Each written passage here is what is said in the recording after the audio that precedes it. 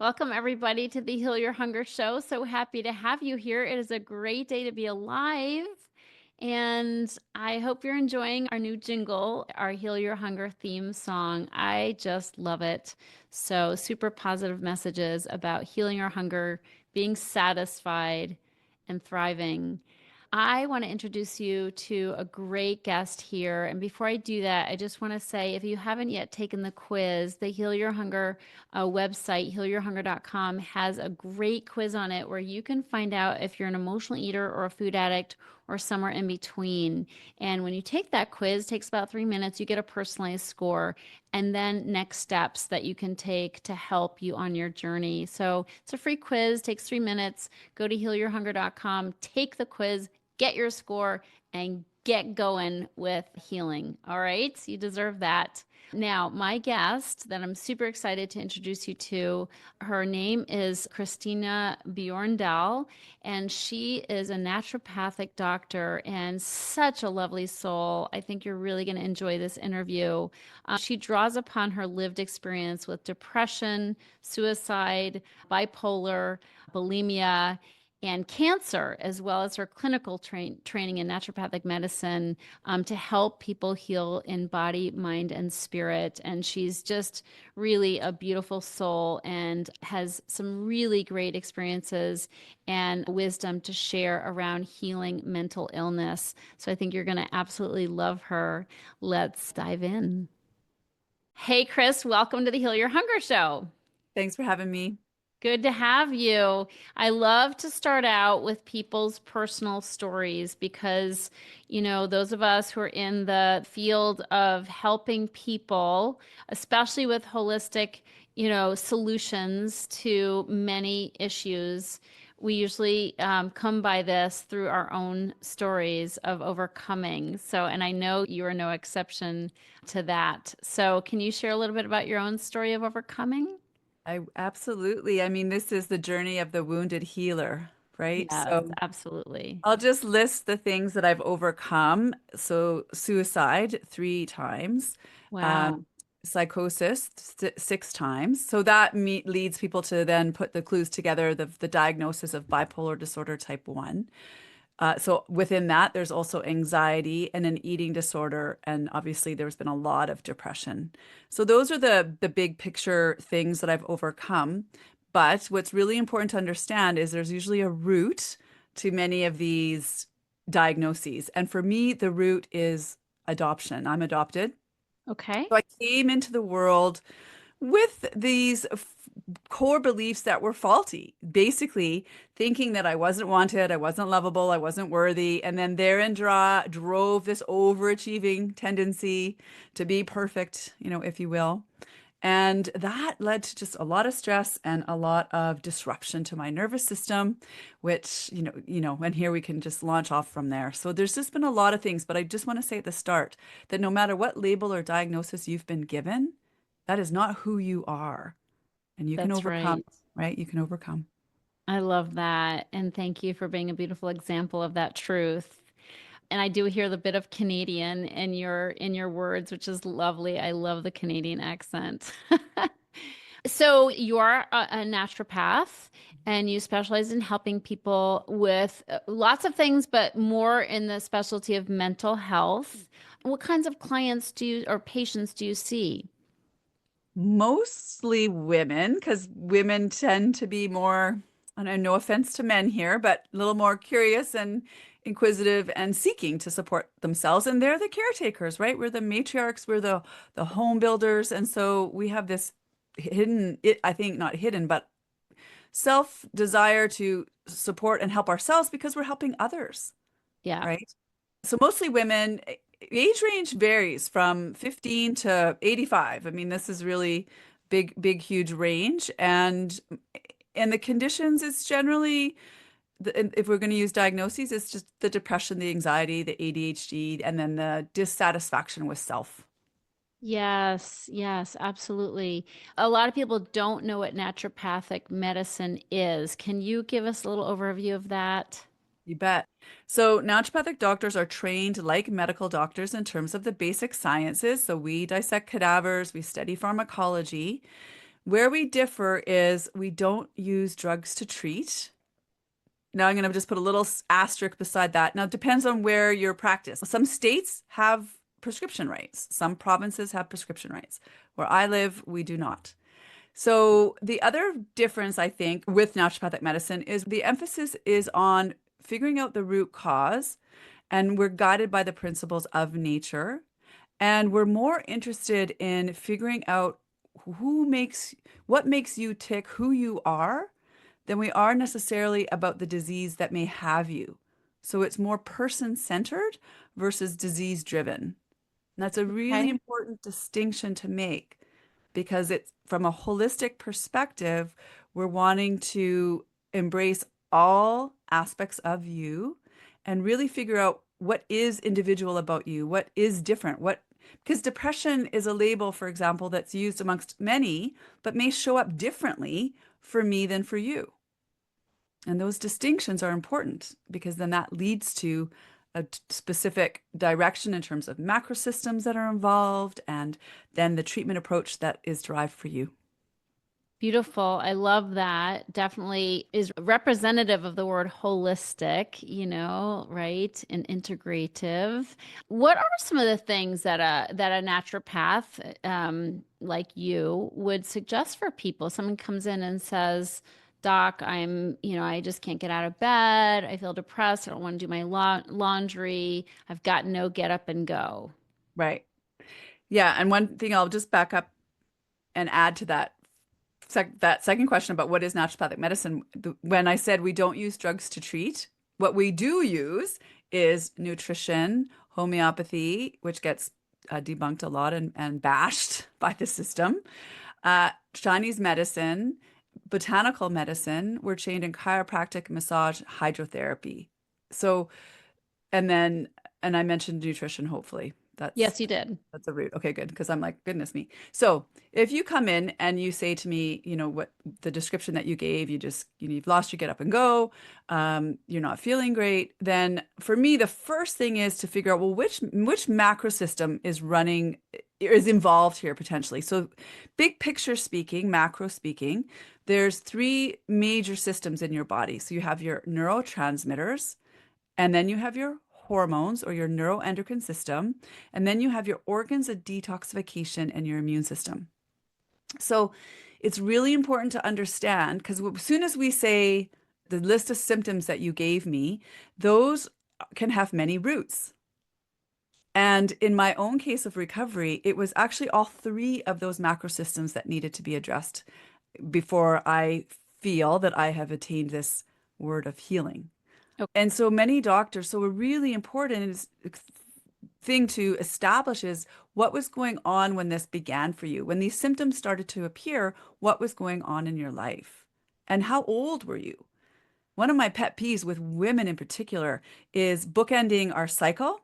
So at the beginning of our cycle, things are changing for us as girls moving into puberty and young women. And if we have mental health struggles show up, we immediately get prescribed a SSRI medication, but really the root macro system is hormones are changing and organs of detoxification are having to step up a little bit more because of that. So it's not necessarily neurotransmitter driven, but that's Okay. often the prescription that's applied. Right, right, And right. same right at the end of at the end of the cycle as well, in the menopause stage, we often, same thing, women get whipped out, the prescription pad and it's for an SSRI type medication. And that, again, that's not the root cause. It's hormones. Okay, interesting. And I know that anxiety and depression can be, on that HP axis and can be kind of sisters, if you will. And people can toggle between the two or at least have one symptom on one side, but but have maybe a hidden driver on the other side of that axis. That's correct. Yeah. Can you Yeah. And speak that, to that? Because I'm only yeah. alluding to it because that's about all I can say on it. So the HPA axis is a hypothalamus pituitary adrenal axis, and we should add ovary in there too, and Okay. thyroid. We should call it the H pot, actually. Okay. So we're just coming up with lots of things here, right? New ideas as we talk. So it's not a new idea though, but it's important to understand that this whole hormonal cascade within you these glands that we just mentioned, so hypothalamus, pituitary, adrenals, ovaries, and thyroid, they all produce hormones. And those hormones affect how you feel. So if we are living in, as many women are, in a state of busyness and overdoing and overpleasing, overgiving, that drives our nervous system more into a sympathetic state, which then results in us producing more cortisol, which leads to symptoms of anxiety and jitteriness. And that in turn affects the thyroid, which then can affect weight and metabolism. Yep. So nothing is in silos in our body. Everything's interacting, and this nervous system piece, though, is fundamental to understand because at the end of the day, there's only two states. In scientific terms, sympathetic, parasympathetic. In layman's terms, think stressed or relaxed, or safety for parasympathetic and relaxed, or danger for sympathetic or stressed. Other words to drive this point home, on the stress side, so inner critic versus inner cheerleader, bully or buddy, hurt or harm, love or fear, ego versus soul. So you want to just ask yourself, what state am I in right now? And if we've swung over and into this sympathetic state, the hormonal milieu that you're going to be swimming in is going to keep pushing you into that. And you're going Mm, to feel anxious, perhaps, right? Or depressed. yep. And we can always course correct though, and that's the beauty, right? That's where the opportunity lies. But a key question I always ask my patients is on a scale of, if we look at this as 100% parasympathetic plus sympathetic as 100, divide that up for me. Is it 70% in the relax, 30% stress? I've never had a patient say that ever. It's generally 70% or more stressed. And therein lies the problem because you cannot heal in a stressed state. Yeah. And I like that you mentioned people pleasing and overdoing because a lot of emotional eaters are really really involved with overdoing. It's like it's our MO. We're just running, doing, trying to get validation from our achievements and accomplishments and from outside of ourselves, and that does drive that stress up and it does drive emotional eating for sure. But I like the way that you put those polar, this parasympathetic, sympathetic, polar opposites, or each, sides of the same coin, I suppose, and different translations for those. That's super cool. I've never heard that before. It's Yeah. easier to understand that way. Yes. Yeah. And yeah, it is, right? And just to tune into your body because your body is always talking to you, right? But the Yeah. reality is we're not always listening to the right voice. Yeah. Is it as easy? I mean, obviously, there's physical things going on. There's supplementation people can do to calm their bodies, right? To support their adrenals. But also in the moment, just even asking that question, right? Like, where's my come from? Like, is it from fear? Is it from love? I mean, can you literally calm your body that way by just tuning in that way?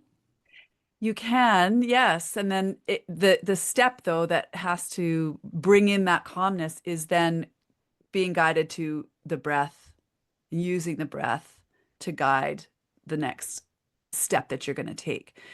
Because it's like we get stuck in this thought leads to an emotion, leads to a thought, leads to an emotion, leads to a thought, right? If we mentioned emotional eating, which underneath that is this drive to please, but underneath that is a belief of worthiness, usually our sense of self-worth, because we're wrapping our sense of self-worth up in, like you just said, in accolades and achievements and the doingness, Yeah. right? Versus the beingness.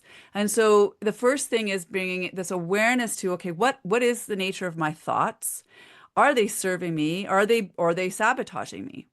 And a lot of emotional eating is there's this self-sabotager that comes out. And then we get in this shame cycle because, oh my God, I just did the thing that I wasn't going to do. And here I am again with the chocolate bar in my mouth. What the hell? Right? Yes. So this starts with awareness of that thought. And then recognizing, okay, is this thought serving me or sabotaging me? And if it's not, can we drop it? Just drop it. I'm not saying to ignore it, to suppress it. I'm just saying just to drop it and then come into the moment with the breath and get out of this neighborhood because most people are living from the neck up and we're discounting the body. So if Yes. we can just get out of there for a minute and then connect with the body that we have and then move forward with the breath. When you do use your diaphragm, you can engage and give a little internal hug to those adrenal glands that are often freaking out and pumping out that cortisol in response to the thought we're thinking. Yes, I love that. And Yeah, it's called, I was just going to say, sorry, it's called go ahead. psychoneuroimmunology, PNI for short, big fancy word that just means your thoughts affect your physiology, and your physiology affects how you feel. And then what you do from there, right? The action that you, right? To eat or to not eat, to go for the exercise or not go for the exercise, right? To drink the chamomile tea or to take the cup of coffee. What's your choice going to be? Yeah, I love that. I didn't know there was such a fancy word. Yeah, It's yeah. beautiful. I like the idea that the breath is bringing us out of our heads into our hearts. I just did a podcast episode on that, getting out of your head and into your heart. Nice. And it's nice to think of the breath as being able to do that and help us integrate. Yes, yes, Yeah. Yeah, because we do, as emotional eaters, we are like always in our heads and denying our bodies, ignoring our bodies, and not realizing that we're all one. It's all one part. that's right. Yeah, beautiful. And you have a history with eating disorders and such, and sounds like that was part of your wake up call, right? Hmm. Yeah, Yeah. yes. It's interesting. When I got diagnosed with depression, and then was prescribed medication, and then had a psychotic event 3 months later, which was a surprise to me again because of the adoption. I didn't know that perhaps this I could be susceptible to this. Nobody was really, and I'll own my own stuff here. I wasn't super forthcoming with because again, bulimia is a condition of shame and Yeah, secrecy and denial, right? So we're not really forthcoming. If you're not going to ask me the right question, I'm not necessarily going to provide that, exactly. serve that up to you. Yeah. But really, it was upon having to confront the bulimia that I then fell into depression. So it was really the bulimia came first. And when I was chose to stop um, purging, I still binged, but I didn't, and I stopped purging, but I substituted the purge with overexercising, which is very common. Hmm. I had a lot of cracks in my nutritional foundation. And it was that then led to the depression because I no longer could use the outlet that I was using. Right. Exercise, did buoy me for a certain period of time, but it wasn't enough to sustain me out of a depressive state. Mhm. So they all fed into each other, these conditions. And one could argue that I was using the bulimia to avoid being depressed. I I don't doubt it. It serves a good purpose, that insanity around food, and whatever you're doing with food, the overall obsession, it's a painkiller, right? Like it does divert our attention, which is why it makes sense. And once you stop the bulimia, the depression got louder. So, were you diagnosed with bipolar, and is that something that you live with and treat on a regular basis? Yeah, so I was diagnosed with that in March of a long time ago now, 1988. Wow. And I would say that, and so this is the thing, it's a very tricky condition because you'll get the message, and actually in the back of my book or the last chapter of my book is I list 23 myths, I believe, and these are all things I was told. Like this isn't an incurable condition. You'll never, it's not recommended to have children or, anyways, the list, you'll never be medication free. The list goes on and on. And what I look at, I've come to view now a bipolar disorder as basically a severely dysregulated nervous system. right? Okay. It's the extremes of those two poles that we were just Yep. talking about of sympathetic, parasympathetic. So if we look at a graph in this way, at the top here is mania and psychosis, and at the bottom is suicide. And the normal bit in the middle, a word I don't really like is normal. So I'm not saying that it is normal to be suicidal and in a psychotic state, on those two extremes, but I am saying that that is the extent to which the human psyche can swing. Right. Yeah, like nobody's immune to the possibility. Nobody's immune to the possibility. For sure, with depression and suicidal ideation, and even in psychosis, this can happen to people. It's not as common. Yeah. But there's a great quote I love, which is the psychotic drowns in the same water the mystic swims by Joseph Campbell. Oh, I love that. Because what do we do with people who are on those extremes? We medicate them to bring them either up or down, Right. Yeah, we're right? all on the spectrum, if you will.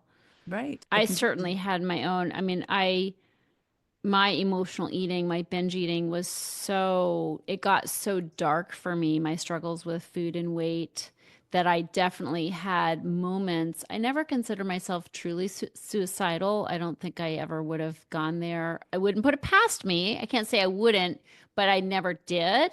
But I Mhm. certainly had feelings of wanting to die. And because I was killing myself with binge eating, and just the darkness, the shame, the darkness, the isolation with my bouts with binge eating and, weight gain. I was 50 pounds overweight. So it got to the point where there were moments where I just absolutely wanted to die. And I certainly was, acting like it based on how the violence of my own binge eating. Yeah, So that's just my commentary. Not that it's the same as trying to take your life, but I'm just saying the darkness is something I relate to. right. Yeah, and I mean it is y- it's been a lot to work through, and I'm shocked that I'm able to say actually that I am grateful that I have worked through that and that I am Yes. here right with you to share and to help spread this good word around holistic medicine and a holistic approach, and that healing is possible. It's because I want to speak to the other part of your question that you asked me, which is, do I live with this bipolar disorder? And Right.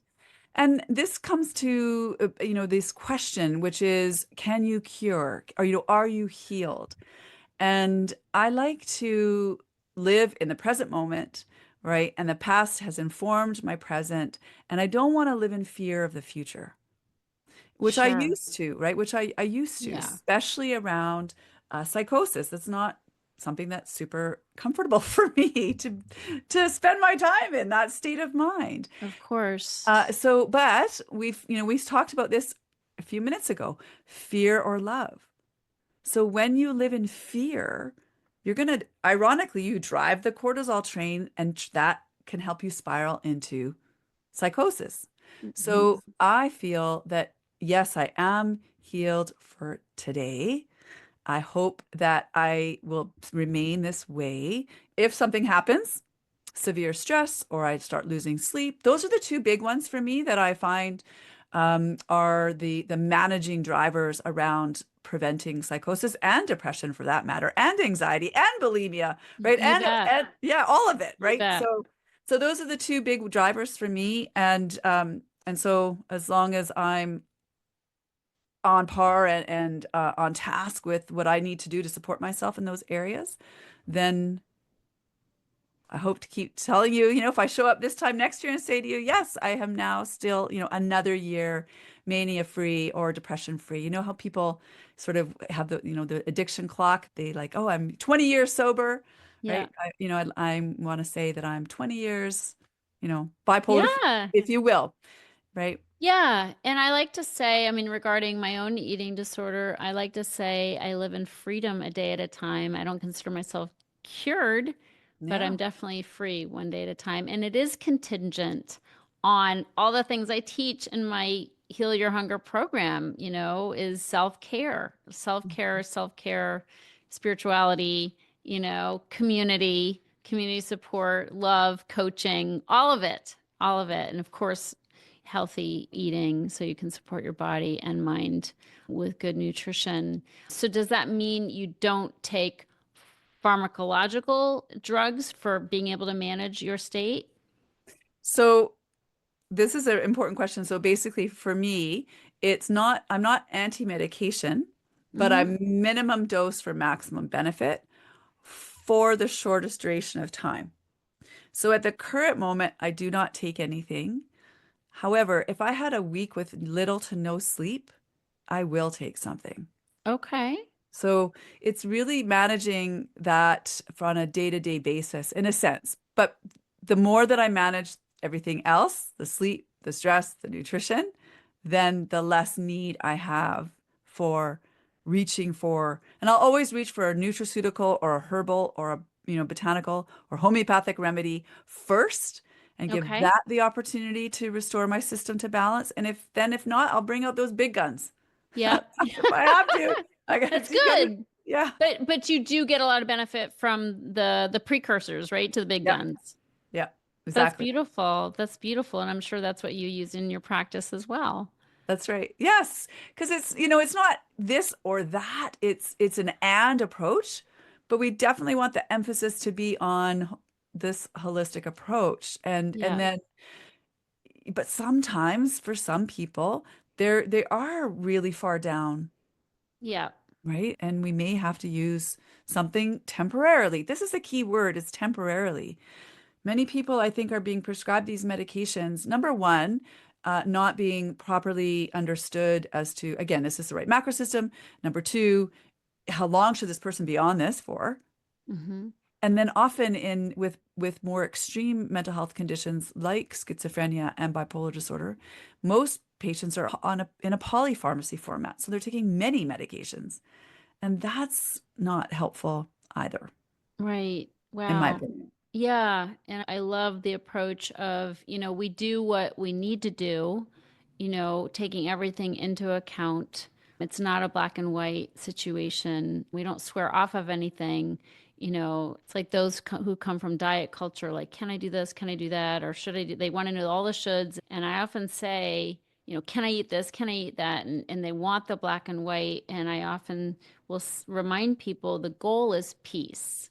Hmm. Like the goal is peace. That's what we're looking for. The rigidity can bring a lot of stress, can bring a lot of stress, right? And so we want to make sure we are finding that balance. And it sounds like do a beautiful job of guiding your patients in that way. It's like we want to get you to the best place possible with the least, like obviously the least drug solutions as possible, just so we can be as holistic and healthy as possible without adverse side effects.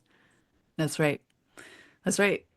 And it's funny, when I was first seeing a naturopathic doctor myself, he says to me, "Well, are you okay with the side effects?" And I said, "Well, what are they?" And he said, "Well, likely you're going to live longer and look younger." You know, are you okay with that? Well, at the time I was pretty depressed. So I'm like, well, I'm not sure about the living longer part, but yeah, looking younger, I'll take that one for sure. That's But yeah, cute. this is the thing. We really want to understand that there are obstacles in the way for many people, and yet we can move those obstacles out of the way. And being on 5 or 6 psychotropic meds is potentially an obstacle to your cure because one thing people aren't talking about is prescriptions deplete your nutritional status. So we want to be buoying up the nutrition so that we can support the system and actually if we did that in the first place, maybe we wouldn't have the need for the pharmaceutical medicine after all. Yeah, and I'm sure there's a lot of doctors who aren't checking in with people about their nutrition, and like how are they feeding their bodies or not? Hmm. And is that obviously exacerbating the problem or causing the problem? So, yeah, it's cool stuff. It's a cool conversation to have. I've never talked to anybody on my show, I don't think, about bipolar, and some of these bigger mental illness issues. This is really enjoyable to talk to you about, Christina. So thank you. Oh, you're welcome. What would you suggest to somebody who is struggling, who is doing a lot of things on a lot of fronts, maybe is taking medications and wants to explore not taking medications? What would you suggest? Hmm. So what I would suggest, I'll just outline the framework that I work with. And because before we want, so first of all, if you're taking medications and you're feeling good, like you're like, okay, I'm like, my mood is solid, my life is stable, nobody's rocking the boat, things are going well in my life. That's the time to consider tapering medication, not when things are not going well. Right. So that's first and foremost. All the fields, all the bases in your baseball field have to be, everybody's got to be covering the plates, if you will. Mhm. So the way for me is that that's really important because we want to be on solid ground as we move because we're going to go over a bridge. And as we go over this bridge, what's going to happen is so the medications are here and there, and we want to understand and let go of the belief that I'm better because of this, Okay. right? You're better because of who you are. Yeah. Okay, this isn't the magic pill. The magic pill is you and spirit and your connection to your fellow human next to you. So Right. that's but anyway, so we want to make sure. So when we want to say we want to come off medication, then it's building in the nutritional equivalents. And then, but in order to do that, though, I need to assess what's driving this person from a macro perspective, as I mentioned. Is it neurotransmitters? Is it hormones? Is it organs of detoxification? Also, keep in mind how long you've been on this medication for. So when you started it, say when you were 30, may not be the same reason you need it now at 35. You're not the same person, Right. right? So that hormonal environment may have shifted or something, things change, right? You're not a constant from day to day. So keep that in mind. You can build a new you, right?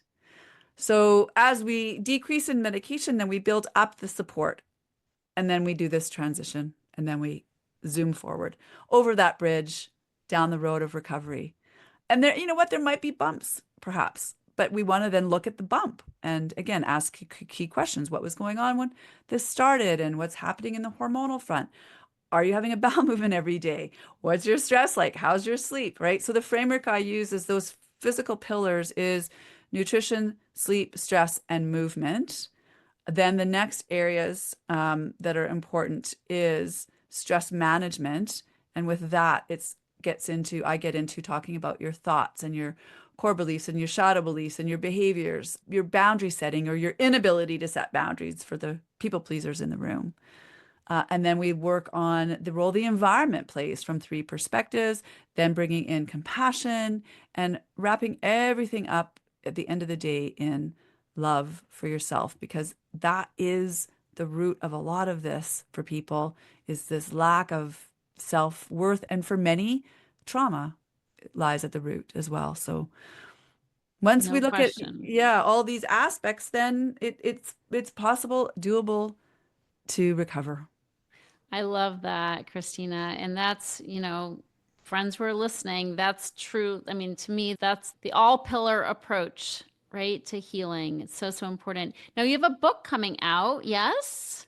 Yes, well, I gotta get back to writing Or it, you're but working yeah, on it. Oh, I I'm know how working that is. on it. I'm working on a book too, so I know how that Yay! is. Nice. We should, Great. But it's gonna lay out a lot of your beliefs, obviously, and yeah, practices. yeah. Yeah. The existing book I have is Beyond the Label, 10 Steps to Improve Your Mental Health with Naturopathic Medicine. That one is wonderful, and I would encourage people to look that one up. Okay, great. Yeah, I yeah, thought that was the one you were writing, so I'm glad that's out. That's beautiful. yes, yes. Okay, love that. Great. And to wrap it up, a couple things. One is where do people find you? So, yeah, the usual suspects, Instagram, Facebook, website, Mhm. YouTube. Okay, So, great. yeah, And your website is drbjorndal.com, okay. Bjorndal. I know it's a bit of a hard last name. Okay, we'll put that in the show notes. So beautiful. And this being the Heal Your Hunger show, my last question for you, Christina, and I do appreciate your coming onto the show. and sharing about this and sharing your personal journey. My last question is, because this is the Heal Your Hunger show, what is your deepest hunger? Oh, my deepest hunger is love for myself and love for the other. Love that. So Mhm. beautiful. Thanks for being on the show. It's been such a pleasure to have you. Thanks so much. Take care. If you're ready to get off the dieting roller coaster ride and finally make peace with food and with your body, talk to a Heal Your Hunger mentor about what steps you need to take based on your own history with food and weight. Go to healyourhunger.com and register for an emotional eating breakthrough session and see how fast you can experience real change. It's a complimentary evaluation, but there are limited spots available. So go to healyourhunger.com and register to speak with a mentor today.